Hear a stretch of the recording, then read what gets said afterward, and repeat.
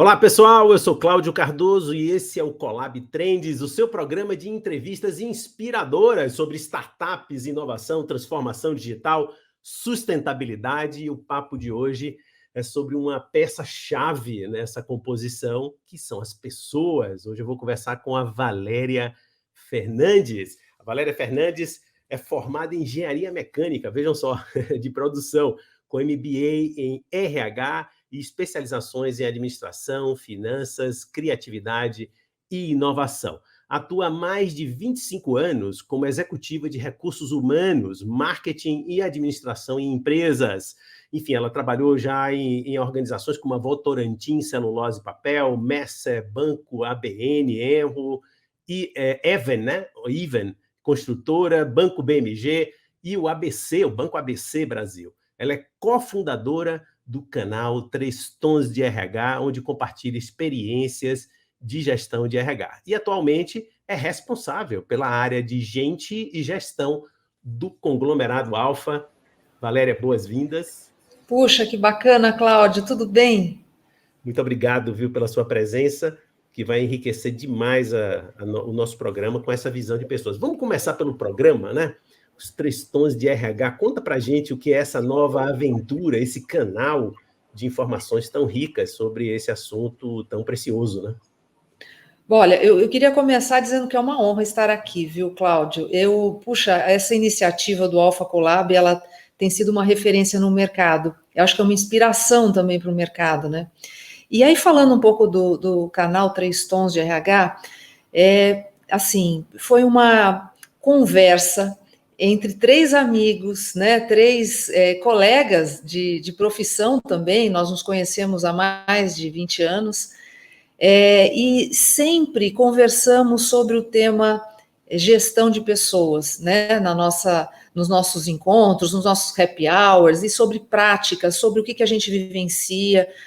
Nós trocamos muitas ideias entre nós, e um belo dia, aí no meio da quarentena, nós tivemos uma ideia, puxa, será que não está no momento de compartilharmos, né, essas ideias com os nossos colegas, com os jovens principalmente, os jovens empreendedores, as pessoas que estão fazendo uma carreira numa organização, estão em ascensão, então são os novos gestores, compartilhar sem a ambição de olha, o que é o certo ou o único caminho, mas de compartilhar 3 visões, 3 experiências diferentes e de promover uma troca também com o mercado. A gente tem muita expectativa do retorno, né, do que as pessoas estão pensando também acerca dos temas que nós trazemos. Então, o que a gente tenta trazer são os temas que, neste momento, impactam na vida corporativa e de quem está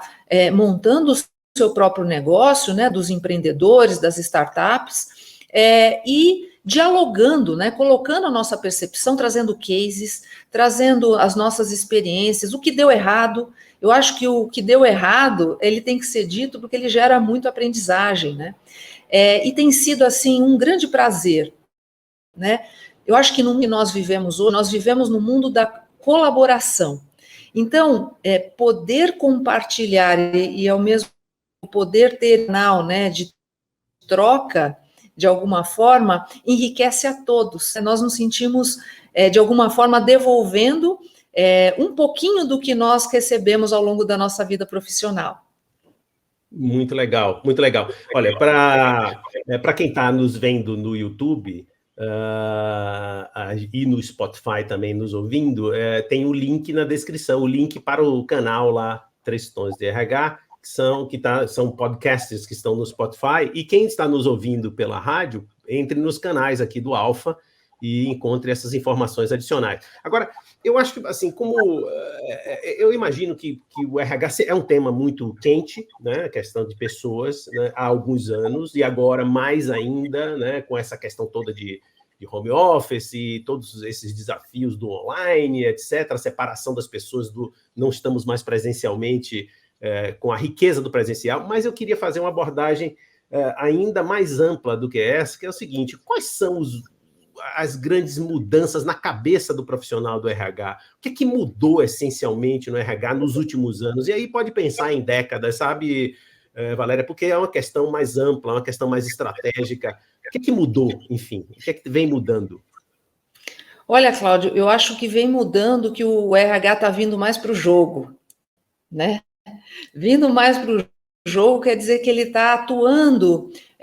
Quando a gente fala assim, o RH tem que ser mais estratégico, eu nem gosto muito dessa frase, porque ela já ficou uma frase assim meio cheia, né? Meio cheia e ao mesmo tempo vazia, porque ela diz muito e acaba nem sempre dizendo alguma coisa. O que é ser estratégico? Todas as funções numa organização, elas são igualmente estratégicas e relevantes, né? Eu acho que o RH vir para o jogo, ele entender como é que ele pode contribuir, de fato, né, para o propósito da organização, né, para os negócios da organização. Como é que ele pode, através das pessoas, agregar valor para a organização.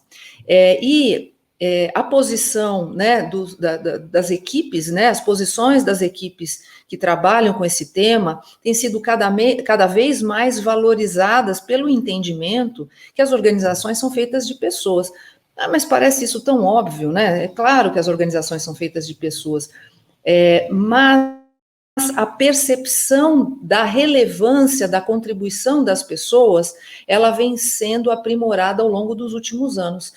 A pandemia, infelizmente, né, nos trouxe tantos desafios, mas ao mesmo tempo trouxe muito claramente a importância das pessoas no momento da decisão, quando a gente realmente precisa delas para virar o jogo, para garantir que as coisas continuem, que todos serão atendidos, que as necessidades das empresas serão supridas, enfim, são as pessoas que estão à frente das máquinas, ou mesmo da tecnologia. A tecnologia é fundamental, mas se não tiver um ser humano ali, né, por trás da tecnologia, desenvolvendo essa tecnologia ou utilizando essa tecnologia, ela em si não diz nada. Então, essa percepção, ela veio valorizar cada vez mais a figura do gestor de recursos humanos, né? E trouxe desafios para ele também. Como é que ele se desenvolve? Como é que ele entende a necessidade das organizações, né? Como é que ele entende a cultura organizacional, que é o grande tema do momento, né, Cláudio? Cultura, como é que a gente desenvolve, como é que a gente muitas vezes precisa transformar ou ajuda a evoluir, né? E ajudar a organização, como eu já falei, você é meio repetitiva, a cumprir o seu propósito. Fantástico, você está trazendo esse elemento de cultura que se fala muito, né? Então, fala para a gente qual a importância desse elemento, né, nas organizações hoje, cultura. Eu imagino que cada organização, você que tem uma longa experiência, cada organização tem sua própria cultura, seus próprios modos de operar, formas de dialogar, enfim. Fala para a gente da importância dessa questão para os negócios mesmo, né? Bom, a cultura é fundamental, né? Porque você mesmo acabou de dizer, o que é a cultura? A cultura é o jeito de ser, o jeito de fazer, né? Que são das pessoas, né? Então, não existe cultura se não existem pessoas. E para você conseguir atingir um determinado objetivo, determinados resultados, como você precisa das pessoas, você precisa que elas atuem, que elas ajam, que elas decidam de uma determinada maneira. Porque se elas não o fizerem, isso não será atingido. Esta forma é que representa. Então, se a cultura não estiver muito alinhada, né, ao nosso propósito enquanto empresa, né, aos valores dessa organização, às crenças, aos objetivos e aos resultados pretendidos, eles não vão ser atingidos. Vou dar um exemplo só para simplificar um pouco mais. Imagina uma organização que percebe que precisa ser mais ágil na sua resposta ao mercado. Então, coloca isso como um objetivo, como um resultado a ser atingido. Porém, a cultura vigente é uma cultura mais burocrática, centralizadora. Então, o que vai acontecer? Ela não vai conseguir ter uma resposta rápida, porque, embora ela deseje uma coisa, a sua cultura ela vai na contramão. Então, a primeira coisa, né, é a gente conseguir perceber o que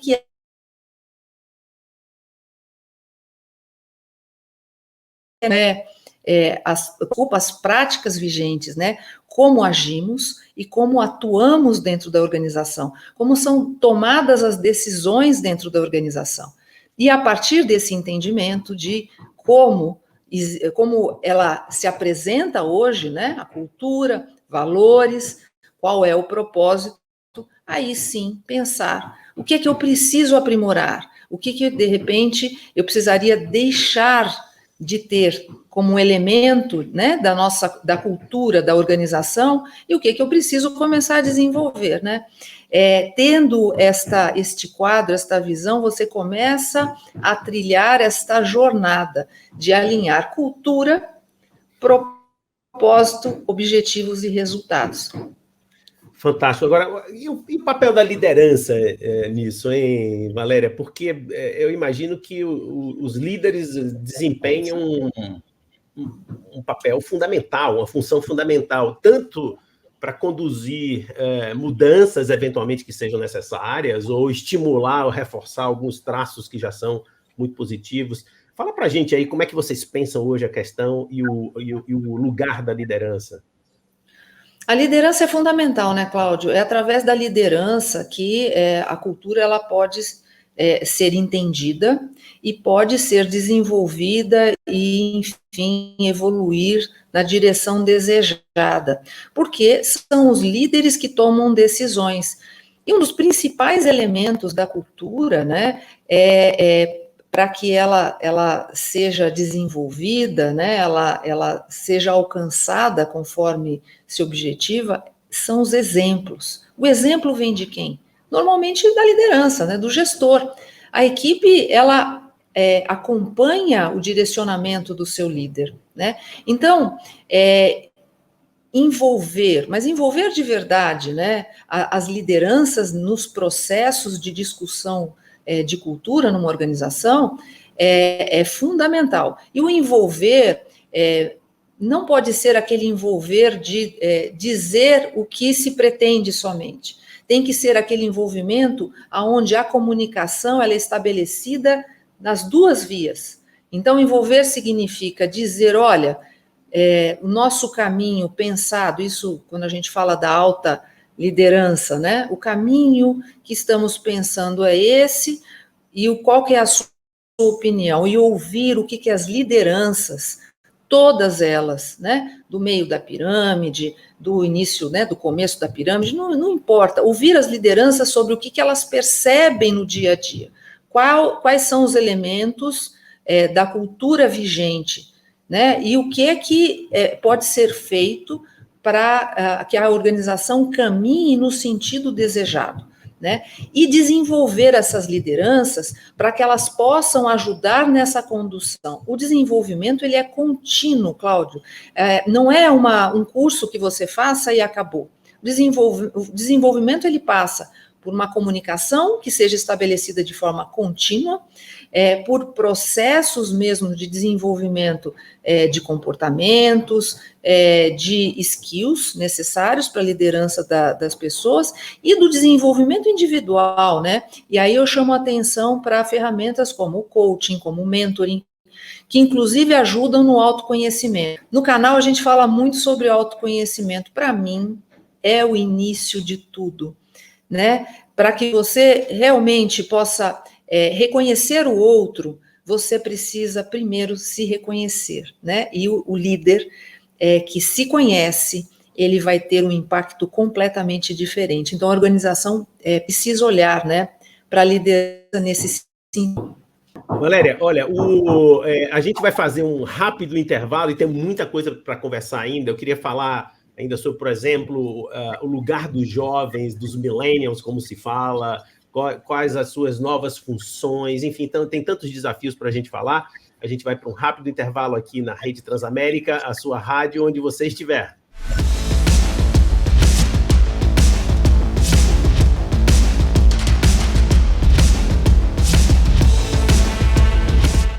Já estamos de volta aqui com o Colab Trends. Hoje eu estou conversando com a Valéria Fernandes, executiva de RH, aqui na Rede Transamérica. Valéria, vamos lá. A gente já estava num papo aqui quente sobre liderança e o lugar da cultura, a importância da cultura para os negócios. Queria mudar um pouquinho agora e falar do seguinte: tem se falado muito na atração de talentos, retenção de talentos da turma jovem que trabalha hoje cada vez mais por causas e propósitos e menos do que a minha geração, pelo menos, que olhava mais para o salário e outras condições materiais, né? No entanto, eu tenho visto assim uma opinião aqui, vou arriscar um pouco, talvez polêmica, de um certo descompasso entre ambição, e ambição é muito bom, mas talvez um certo, como é que eu posso dizer, uma certa má informação, talvez, ou mau preparo para entender que a ambição se cumpre com trabalho árduo, né? Às vezes há um descompasso entre as ambições. Olha, eu quero estar no lugar da Valéria daqui a 2 anos, uma pessoa que mal entrou no mercado. Tudo bem, está tudo certo, mas é bom alertar de que, olha, isso é feito com trabalho duro. Essa provocação faz sentido para você ou não faz nenhum sentido? Vamos lá. Olha, Cláudio, e você sabe que é interessante esse ponto que você trouxe, porque, particularmente, eu não acho que essa seja uma questão dos milênios em especial. Eu acho que é uma questão, talvez, do jovem, né? Como quando entra numa organização. Eu sei porque, desde sempre, desde o meu início de carreira, e talvez eu mesma, né? Quando comecei, tinha uma certa pressa, né? Nesse crescimento. Eu acho que tem muito a ver com o próprio amadurecimento, com o entendimento das relações nas organizações, dos espaços ocupados, né? Eu acho que o jovem, cada vez mais, ele tem voz na sociedade, né? E isso é muito importante, isso é muito legal. E ele quer ter esta oportunidade, né, de ter voz, de ter mobilidade nas organizações também. E aí ele quer velocidade, né? Ele quer rapidez. Ao longo da experiência, eu acho que as organizações podem ajudar nessa experiência, né? Dele entender qual é a contribuição que ele pode dar para a organização, e essa contribuição de relevância mesmo, né, envolvendo ele nos temas, dando espaço para que ele possa expressar, dar ideias, enfim. Eu acho que naturalmente ele vai entendendo o caminho que funciona melhor para ele mesmo, né? Agora, o que eu observo nesta geração, né, nos milênios, como você mencionou, nas novas gerações, é realmente um apego diferente do que nós vivemos, né, na nossa experiência. E uma multiplicidade de interesses, o que eu acho também bastante rico. Dificilmente hoje você vê um jovem que tenha a atividade de trabalho numa organização como a sua única atividade. Normalmente ele participa de grupos fora da organização, ele pode, inclusive, ter um pequeno empreendimento nas suas horas vagas, ou pode desenvolver uma ideia, ou pode ser mais ativo nas redes sociais, e ter o seu próprio canal, ou com colegas, ele pode escrever alguma coisa em algum lugar. Então, eu vejo essa como uma característica muito interessante, que, de certa forma, também vem suprir essa urgência, né, que todos os jovens, né, nós também tivemos quando iniciamos, né, quando começamos a desdobrar a carreira. E traz uma responsabilidade, um desafio grande para as organizações. Como é que eu posso engajar essa nova forma de pensar? Para mim, eu vejo que as organizações que são mais leves, que são menos hierarquizadas, que são menos preocupadas com os limites entre departamentos, porque eu acho que essa forma de estrutura, ela remonta um pouco mais aí o modelo mais passado. Quando a gente pensa em colaboração, não existe mais essas diferenças entre o departamento A, B ou C. É todo mundo trabalhando junto. O jovem, nesse contexto, ele se sente muito mais inserido e, por consequência, se sente mais motivado.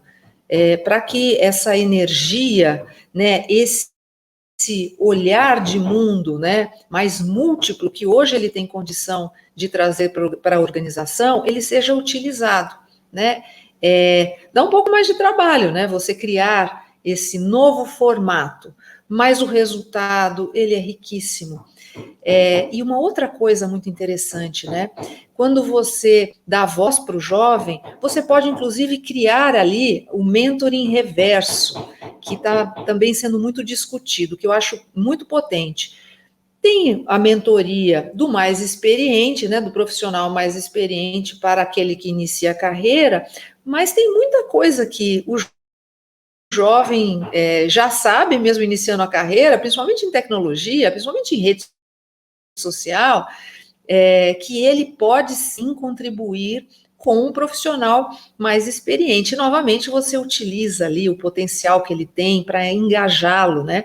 E a complementariedade, né, das duas experiências dá um resultado maravilhoso, né? Dá o resultado esperado, eu acho. Fantástico, fantástico. Nossa, enquanto você falava, eu pensava que no início da minha carreira, mais de 40 anos, no lugar onde eu trabalhava, um banco, cada pessoa tinha sua sala, no máximo 2 ou 3 pessoas nas suas salas. Eu me lembro da derrubada dos muros, coisas que a gente já toma como natural e essas novas gerações nem conheceram, na verdade. E como emerge, não é, Valéria, a questão de cultura que você mencionou no primeiro bloco, né? Como isso está presente enquanto você falava. E eu vou aproveitar esse gancho e querer saber de você um pouco da sua carreira. Conta pra gente, né? Porque eu tenho certeza que a sua trajetória é inspiradora. Conte pra gente um pouco da sua carreira e em que você acha que ela pode entregar algum valor, digamos, para as novas gerações. Olha, enfim, é bacana, né, ter essa reflexão, principalmente nesse momento, né, de vida. Quando comecei a trabalhar, como engenheira, né, Cláudio? Eu não imaginava atuar em recursos humanos, não foi um plano. Eu me formei em engenharia mecânica de produção, que na época, inclusive, era uma carreira nova, né, no mercado, e eu comecei em consultoria na Cooper Lybrand, auxiliando organizações a melhorar a sua competitividade. Então, nós lidávamos com processos industriais, administrativos, treinávamos os profissionais das organizações, as lideranças, os gestores, enfim, para que se desenvolvessem novos processos que fossem mais produtivos, mais rentáveis para as organizações, muito voltado para a produtividade financeira, enfim. Só que eu tive um insight durante essa experiência que levou uns 4 anos e meio na minha atuação como engenheira. Primeira, que tudo só era possível através das pessoas. Por melhor que fossem os mapeamentos de processos, as redefinições, os equipamentos que eram instalados, né? Imagina, eu era uma das especialistas em manutenção de equipamentos industriais, né? Então, eu treinava os operadores como eles poderiam fazer a manutenção preditiva, preventiva, né, de equipamentos. Por melhor que fosse esse equipamento, havia uma pessoa conduzindo esse equipamento. E eu vi a relevância, né, o impacto que as áreas de recursos humanos e as pessoas, né, bem gerenciadas,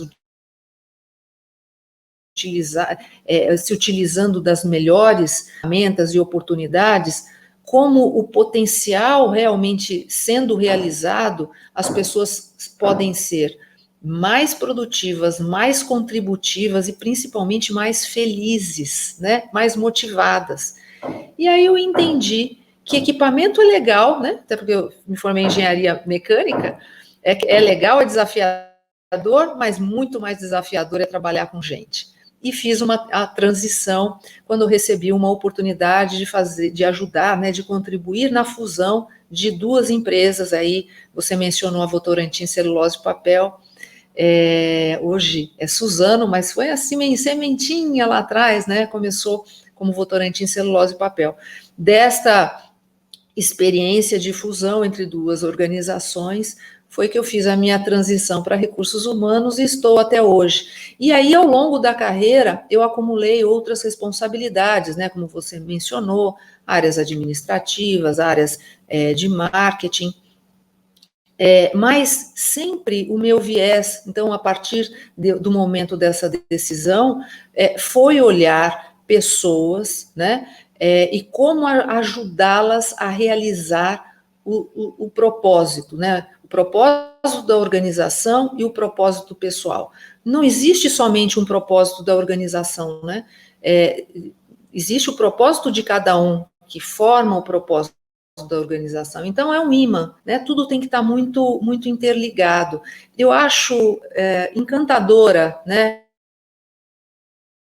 essa oportunidade de poder ajudar, né, nestes processos. E vim fazendo isso ao longo do tempo, e a minha estratégia foi a seguinte: eu primeiro passei por todas as áreas de recursos humanos, foi a minha estratégia de desenvolvimento. Então, eu vivi todas as áreas, propositalmente, para poder, então, me tornar a líder, né, de uma área de recursos humanos, né, ocupando posições de diretoria. Então, eu me preparei bastante, né, para conseguir dialogar, para conseguir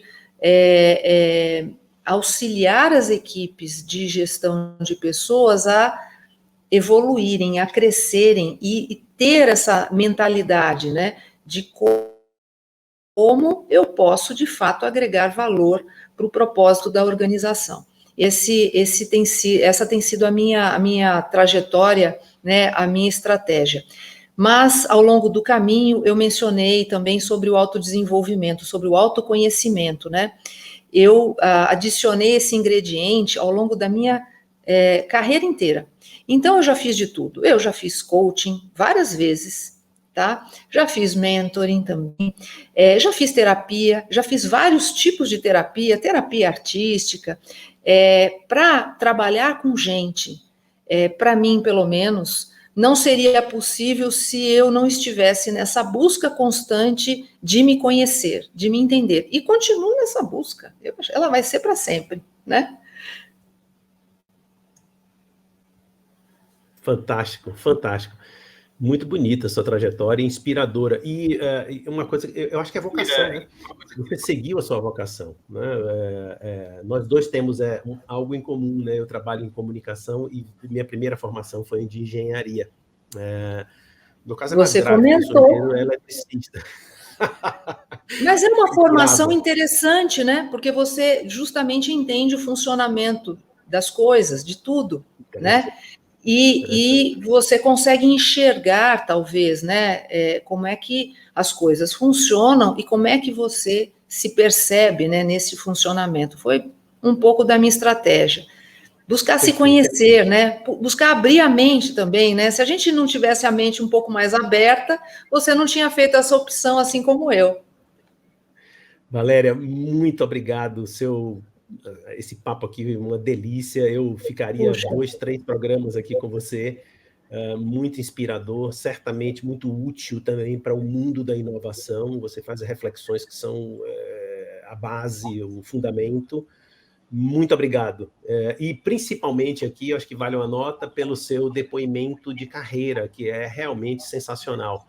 Valéria, um abraço forte da gente. Muito obrigada, de verdade. Muito obrigada pela honra de participar. Muito obrigada, Cláudio. Um abraço em todos. Chegamos ao final de mais um Colab Trends. Hoje eu conversei sobre pessoas com Valéria Fernandes, que é especialista executiva de RH. Bom, você já sabe, né? Ative seu sininho, se inscreva nos canais do Alfa, fique com a gente e se mantenha ligado aí na Rede Transamérica, a sua rádio onde você estiver.